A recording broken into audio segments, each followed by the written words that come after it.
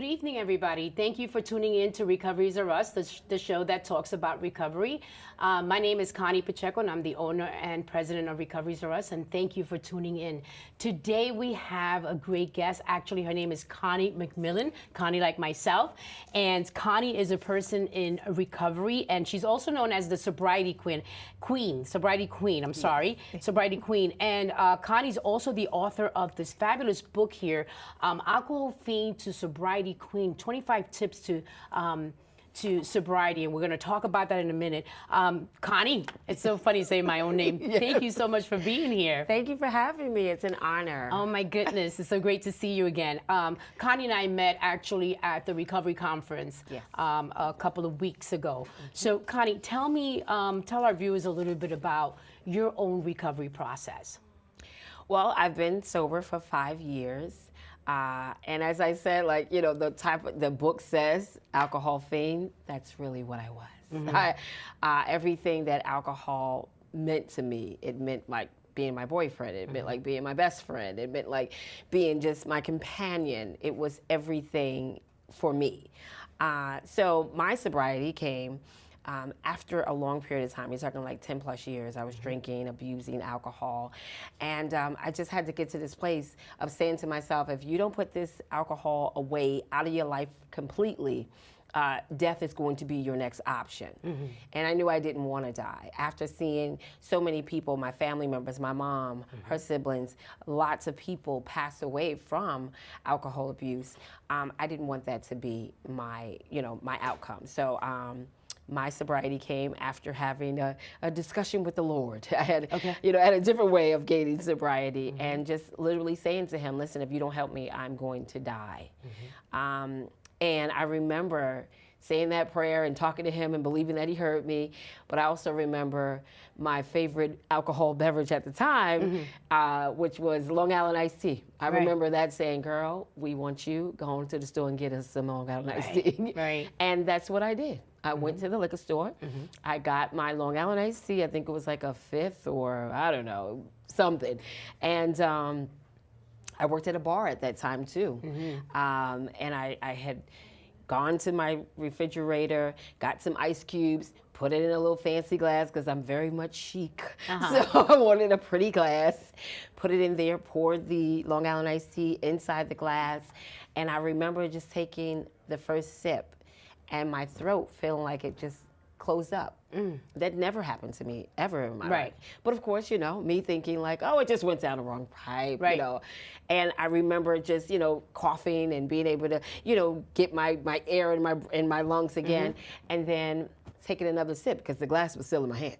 And I took another sip, and the exact same thing happened.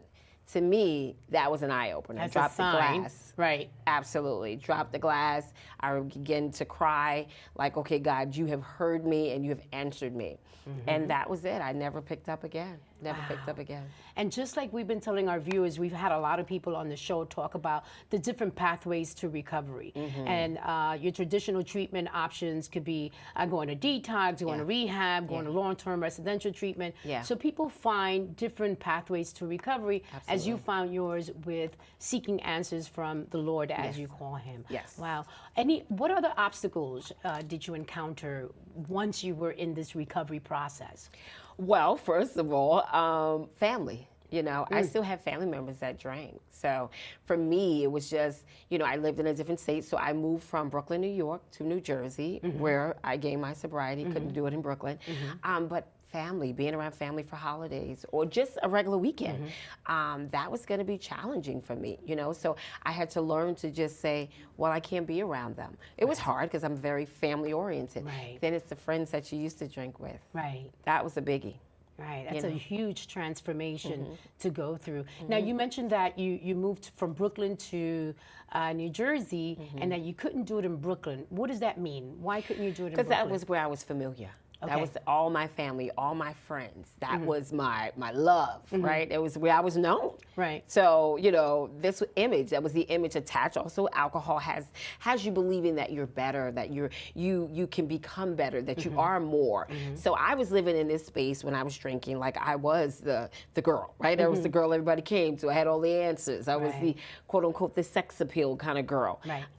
At least that's what the image was. Now on the Right. inside, I was none of that. I was Right. this broken woman. Right. So me coming to New Jersey, now I got to be myself, and I had to live in that. I had to live in that pain. So having to be in that space allowed me to deal with the real Connie and heal the real Connie. Right. So. And I want to tell our viewers sometimes, you know, that is necessary. We talk about a geographical relocation. Sometimes that has to happen. Some folks, you know, can't do that. They can't go someplace else. They have to recover right where they're at. But sometimes that needs to happen where you find yourself by yourself and you actually find yourself. Right. Yeah. Tell me, you mentioned, excuse me, you mentioned about your coaching business. I know you have a coaching business. Can you tell me about that? Yes. So, of course, being in sobriety, you want to help as many people as possible. So, let's just to go back just a little bit. I do. So, when I decided to put down the bottle with God's help, at that time I had an alcohol business. And I had a service that was funding my alcohol habits. Right. So, I also went from serving alcohol to obviously abstaining. So now this business still existed. So I had to transform that whole business. So now that business became a non-alcoholic beverage service versus an alcohol beverage service. Right, and that is So, the cocktails with chocolate. Cocktails for chocolate. We're going to Yes. talk about that in a minute. So okay. having that experience, being able to, I have contracts with school, being able to have that knowledge now allows me to have the opportunity to help people who are in sobriety that want to start their own businesses. So that's where the coaching comes in. Right. So I've been able to work with individuals to help them market their business, to be able to help them brand themselves. So that's where the coaching comes in at. Fabulous. Fabulous. Yes, absolutely. So now let's talk about, we're going to get into, let's go into the cocktails with chocolate, a non-alcoholic beverage created by you. Yes. So it's a beverage company. Okay. We have bottled products, and we also have a beverage service. Okay. And I remember when I first started, and I had to get it trademarked. And I remember the woman saying to me, "Well, you know, do you just want to do beverage setups? Do you just want to do like a bar service?" And I said, "Yeah." And she's like, "No, what about bottled products?" And I was like, "I don't have a product. I don't know what you're talking about." Right. She's like, "You still have to do it for both." So, you know, it was actually thanks to the young lady who helped me with my trademark. That's how I was able to create my bottle product line. So as I said, we've been able to have contracts with schools. So when prom season comes up, we offer our services for their prom. So children will know that you can have a ball without alcohol, Right. which is our slogan. Right. I've done weddings. I've done sweet 16s. It's been amazing. It's been amazing. And it's another way to be able to share with a wider audience that you can enjoy life. You know, you can remember it, you know, and without getting lit. It's like the kids say. Right. So it's been a blessing. Yeah, absolutely. So, okay, so let me understand. The chocolate, the cocktails with chocolate, is it an ingredient that you made? Is it, what goes into the bottle? So there are signature products. So Okay. there's three signature flavors. So Okay. there's Sweet Jesus. That's one of our best sellers. Sweet Jesus. That's the name Okay. of one. And there is Apricot Nectar Bellini, which is a twist on a Bellini. Of course, it doesn't have any champagne as a regular Bellini would. And then there's Party All the Time. So there's three different ingredients, three different brands. Flavors, sorry. And so there's different options that you can have. So one's more sweet, one less sweet, and then one's a little bit of sweet and sour. So they're absolutely amazing. So there's not a chocolate. I am the chocolate. Oh, got it. Of course, right? So that's why it's cocktails Connie. with chocolate. I love it. Okay, yes. Okay, got it. Because I was like, is there a chocolate beverage? Everyone asks that question. Yeah, Everyone. Of course. Duh. Yes, absolutely. Now, okay, so now if someone wants to, so with regards to the actual beverages, how did you come up with this idea? I mean, you mentioned the idea of coaching businesses or doing, you know, you used to be a bartender. Yes. So were you sitting one night and you said, well, this is what I'm going to do. I'm going to do these 3 different cocktails, and what goes into each cocktail? How did you come up with that? So when I decided to listen to God again and say that, all right, I'm not going to drink, and, thank you for helping me on this journey. He actually said to me what I believe was, take the alcohol out of your service. Right. And I'm like, what? Ain't nobody gonna hire me for juice, Lord. Nobody, who's gonna do that? Right. And I listened. I thank God that I did say, I was like, you know what? I don't know how this is gonna happen, but I'm gonna listen. Right. And no sooner than I listened, maybe a couple of weeks later, I got a phone call from someone who was celebrating their 50th birthday party. And they had saw me at another event when I was serving alcohol as a bartender, and said to me, yeah, I want you to do my 50th birthday party. I want your service to be there. And I don't want alcohol. So it was almost like it was already aligned. It was meant for me to take the alcohol out just so that I could get that client. So at that moment, I remember him saying that he wanted pina coladas. And I was like, nobody's doing pina coladas. It's corny. Nobody's doing it. It's in January. I'm not doing that. So meanwhile, I had no idea what I was going to do. I'm just being bold and just telling him about what I'm going to do. Or what he's not going to get. Right. And I just prayed. I was like, God, I don't know what to give him. This is a 50th birthday party. It's got to be amazing. And I just prayed, and I played around with some ingredients, and I came up with my first Sweet Jesus. That was the first. And then apricot nectar Bellini. So those 2 was at his actual party. And it was a hit. Everyone loved it. And then I decided to just bottle them. I was like, well, why would I just have a service? Why not be able to have this option for people to be able to have it around the world? And that's how it came about. Right. Now, I think I know the answer to this, but I'm going to ask you anyway. Why Sweet Jesus? Oh, well, there's 2 answers to that. Okay. Of course, the first is he's the reason why I was able to maintain my sobriety for so long. So he has to get all the credit. And then there's also 3 ingredients, which is the Father, Son, and the Holy Spirit. And I just like that is so cute. Okay, so, yeah, but wait, is that an actual ingredient? No. That's what I'm calling them. But no, that's not the ingredient. No. Oh my goodness, that is just too cute. Yep. That is just too cute. I love it. So so we talked about your coaching business, and we talked about, cocktails for chocolate. What do you produce? Mass production is at home. You do this from home? It's at home. It's at home. So people they come right onto my house. Those that live in New Jersey, I have several regulars that come, and they usually come for the Sweet Jesus. And they come in variations. So we have a sample box. So you can sample all 3 of our flavors. It's like an 8-ounce bottle, and in the box it has my actual story, how I gained sobriety. So it's a wonderful gift. Right. It's a silent plug. Yeah. And in then case you guys want to get it for Christmas this year, guys, it would be an excellent gift to give. It would. And then you've got, the next size up, which is like 32 ounces, I'm sorry. It's in a plastic bottle. And then we have our glass bottle, which is 33 ounces. So, yeah. Okay. Yeah. Okay. So fantastic. And like I was saying before, I'm thinking about the guests that we've had on the show. Your transition from, alcohol fiend to the Sobriety Queen.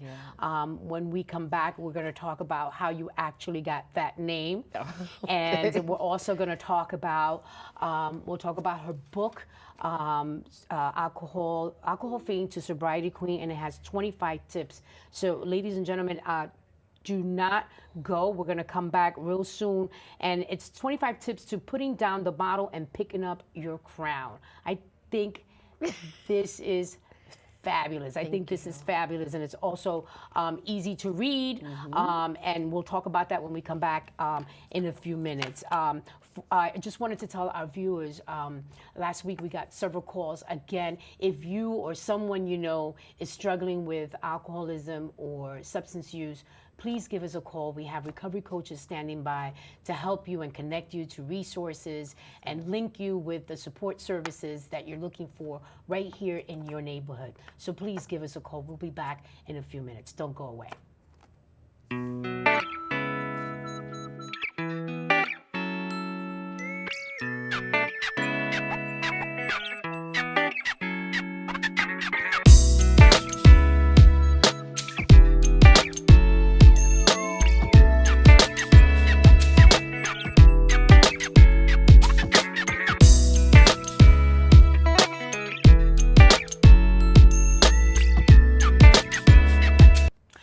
Welcome back, everybody. Sweet Jesus. We're here with Connie McMillan, also known as Sobriety Queen. Thank you so much for being on our show. And ladies and gentlemen, Sweet Jesus is one of Connie's cocktails for cocktails made by chocolate. Cocktails with chocolate. Cocktails with chocolate. Yes. I was going to mess that up. Yeah, and I got my producer in my ear talking about she wants a Sweet Jesus. Oh, absolutely, absolutely. You make that happen. Yeah, I mean, it sounds so great, and I'm sure that it tastes just as wonderful. So, Connie, I wanted to ask you because I seen you speak at the Recovery Conference. Yes. And you introduce yourself and you address your audience as queens and kings. And one thing that stuck with me was that you said, and I think you also have it in your book, it says, queens, to live with purpose and not pain. Yeah. Tell me, how did you come up with that? Well, first I'll say about the kings and queens. I think we, especially on our journey, we have been living in a space of believing, again, that alcohol serves us for the better when we all know that it doesn't. And sometimes we thought negatively about ourselves. We viewed ourselves, and maybe we viewed ourselves in the eyes of others. So I'm trying to change that thought pattern. Hence the reason why I do address people as kings and queens, because that's what we are. And also, again, to piggyback off of what you've asked initially, to live purpose and not pain. Again, we've been in this space of thinking we are what we've done, right? Thinking that we can't achieve anymore, thinking that we're worthless. And I don't want people to believe that, because what you've gone through literally can be your way of escape. It can be your way of not just escaping for yourself, but helping others to understand that they too have this power to use their story as their way of, elevating and evolving. Right, right. So that pain becomes your purpose. It does, absolutely. Right, absolutely. Fabulous. So now let's go into this beautiful book that I have here. I want to show our audience. Here is Connie, and it's Alcohol Fiend to Sobriety Queen. And these are 25 tips to putting down the bottle and picking up your crown. Yes. Tell me about, let me go back, because you and I had a conversation before about how did you get this name, Sobriety Queen? Oh, well, it goes back to family. I was telling you, I would go to my sister's house. Originally, I'm from Brooklyn, so she still resides in Brooklyn. And, it's just that whole adjusting period, going back and being around your family when you've made a decision to abstain and, live on your journey, wanting to be a light. And I'd walk into the room and she'd say, "Oh, put your bottles down. Here comes the Sobriety Queen." And at that time, I would just laugh, and I'm like, I'd brush it off. And she kept saying it. And I said, I'm going to take that name. I like that name. So that's exactly what I did. I owned the name, and that's who I am today. That's right. And it fits you so well. That's right. That's right. You sure enough are. So, and now, when did you write this book, Connie? This book is a year old. I just celebrated a year. Yes, yes. Wow. Well, congratulations. Tell me about the title. How did you come up with the title? I did not. God came up with that title. Okay. And I don't want to sound like I'm just over, religious, but I am a faith girl. I love the Lord, and I'm very present in that. And I didn't have a title for the book. I didn't want it to be about me. I wanted to be able to help people, as that's just what this journey is about. We think that our lives are about us, but it really isn't about us. Right. It's about helping someone else. Right. Everything that you've gone through, everything you've experienced, it's so that you can be that example for someone else. And we get stuck in that oftentimes. So I'm praying in the middle of the night. I always keep a notepad and a pen beside me. I'm like, God, I don't know what I want this book to be. I have you no do that too? idea. And it came just as clear as day, Alcohol Fiend to Sobriety Queen. And I'm like, oh my God, I'm writing in the dark. And then I was like, yeah, but what's the subtitle? And he's like, 25 tips to putting down your bottle and picking up your crown. So, I asked, he answered, and there's the title. So wait, the 25, you had 25 the number, or you knew you had 25 tips? So I wanted 25? There was so the significance, the number of 25 represents like royalty. It has that connection to, so I wanted it, the number to be of significance. Right. And that was the reason why. So I was like, so I came up with the number, but he came up with the wording behind the number. So yeah. Yep. Wow, that's beautiful. That's fantastic. So I was looking at the book, and tell me about, I think that you told me there was a tip that's very significant from the 25, I did. Was it six? Tip six, was it? Six. Tell me about it. It says, finding a new crew. Yeah, so again, when you're on your journey, it's difficult. You're thinking like you're in this space, because I was there. You're in this space like, my friends have forgotten me. They don't want to be around me. I feel alone. How do I make new friends? Will I make new friends? Right. And that was how I was feeling, especially in that transition. Moving to Jersey, I didn't know anybody. I didn't have a clue. But I'm a people's person, so how could I not? Right. And I'm just really sharing in there that it's so important that you understand that, when you're on this journey, you're getting to this place of healing, you will attract new people. Right. They will be drawn to you. Right. You've got to have enough faith in knowing that. It's almost like you're cleaning house. So the people that you've let go, not that they were horrible people, but you've almost like you're doing house cleaning, right? Right. If you continue to just keep all your clothes and you don't want to share, you don't want to donate, right? If you don't get rid of some things, how can you open up so that you can have new friends? So that's what that chapter, tip, is about. And it's funny because, we tell like our kids, adolescents, we tell our kids, tell me who you, I know my mother for a fact used to say this a lot, tell me who you hang out with and I tell you who you are. Oh, absolutely. And we have a tendency of identifying ourselves with the relationships that we form and create. And so we start thinking even in our adult lives that this recovery process is, now we have to make new friends. Like, oh my God, how difficult is that? Like people don't really realize that can be difficult and it can be a struggle for folks, even as an adult, to say, I gotta make new friends. We tell our kids, you gotta make new friends. We're moving or we're going to a new school and that's just it. Yes. But we don't really think about how difficult that might be even as an adult, especially in the recovery process, right? Because we're no longer medicating. Exactly. Right. So now you're all open, nobody wants to be vulnerable. So absolutely. I was also looking at the table of contents, and I noticed that it says tip 1, but it doesn't say, right? It doesn't say what the tip is. Right. Just so you can open up that book and find out what they are. I got it. Yeah. So I wanted to talk about another tip that I saw in here, and I think we are who we attract, and it's a segue to what you were just saying. This is tip 16, folks, and it's a segue to what you were saying about what we just saying about tip 6, changing people. And tell me a little bit more about who we are as in who we attract. Well, so when I was drinking, I was the girl who everybody went to. And I really thought I was important. I really thought that I was helping my friends. It's not to say that I wasn't giving like sound advice. I really believe that I came from a space of genuineness. But when I was giving out this advice to my closest friends, right, be it if it was like relationship tips or whatever it was, I was them. I just hid mine so well. And not only did I just give them advice, I wasn't heeding to the advice that I was giving them. So also I was giving them advice, it made me feel so good that they would take my advice, that they would even seek out my advice.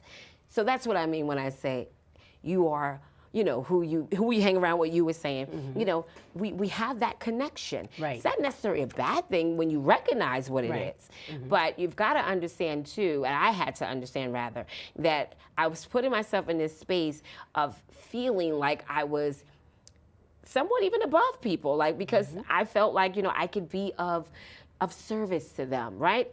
And I was giving out, and I was also being depleted. Because the more I was giving out, the less I was even being poured back into, and also I still wasn't even taking heed to advice that I was given when I think I needed it more than they even needed. Right. Now, you talked about depleting and draining, and I think that we were talking about this earlier before we came on the show. Is there a tip here, and if not, maybe we can talk about it now, how, people, when we come into the recovery process, we give. Yeah. We want to give back. It's what we do. And sometimes we give back so much that we have a tendency to forget about ourselves and about our own mental health and our own sanity and serenity, tranquility, and all those beautiful words that are harmonious words, I call them. Is there a tip here, Connie, that talks about not allowing that to happen. And if that does happen, being able to identify that before it does happen, because sometimes that could be overwhelming. Right. So there's a tip that's similar to it, but basically what I would say to that is, you know how you get on the airplane and they always tell you to make sure that your mask is secured first, right? If should there be an accident, and I'm sure it's in there. Forgive me if I can't remember exactly what it is, but that's the reference that I came from in the book. Right. So it may not specify the tip, but that's the reference that I'm coming from. Secure your mask first. And what that basically means that you've got to make sure that you're good first, right? You are first responsible for you. Right. So if you are giving out and it may be with great intention, however, you're going to be depleted if you're not being replenished, right? So if you're giving out, it's great, but who's replenishing you? Meaning, maybe are you in do you have a coach, or maybe you are in a mastermind, or and that's more business, but even it doesn't have to necessarily be business, but you still should be around people who can fill your cup. Your cup should never be empty. This way it will always overflow. You'll have more than enough to give out. Right. That's what I would say. And that's important. That's extremely important. I know for myself, there's different outlets. People have different outlets in terms of being able to refill, right? I always say that in the recovery process, it's almost like an outlet when we charge our phones. There's energy going out and there's energy coming in. And so we have to recharge that battery in order for us to be able to give out to other folks. Absolutely. Connie, I thank you so much. I thank you for this book, and I'm sure that our viewers are thank you as well. Where can they find your book? Should they? Well, they can find it right on my website. It's www.conniesmcmillan.com. Also on social media, of course, I'm on Instagram and Facebook mostly. Sobriety Queen. Connie, you're going to find me anywhere and everywhere on Facebook or Instagram. Now, I know you got some stuff coming up in 2020. What's coming down the pipe now? So I'm finally going to do my podcast. I'm looking forward to that, being able to reach a wider audience and being able to reach people that, feel like they've been forgotten. So not just that are on their journey, but those that have been on their journey and want a platform and a space to be able to share their stories as a way to help others. So it's going to be interesting, and I'm super excited about it. Wonderful. Thank you so much. Thank you. Ladies and gentlemen, you got to hear right from our queen. If you want to, we also have that in the bottom of the screen so that you can log into and see Connie and her podcasts that are coming this new year in 2020. So Connie, thank you very much. I have a little gift for you. I have a T-shirt for you from RecoveriesRUS. Thank you so much for being on the show. Thank you. This is beautiful. And as always, I hope that you come back and join us sometime and bring some sweet Jesus with you. Absolutely. Ladies and gentlemen, as I say, remember, you have to start somewhere. And it all starts with you.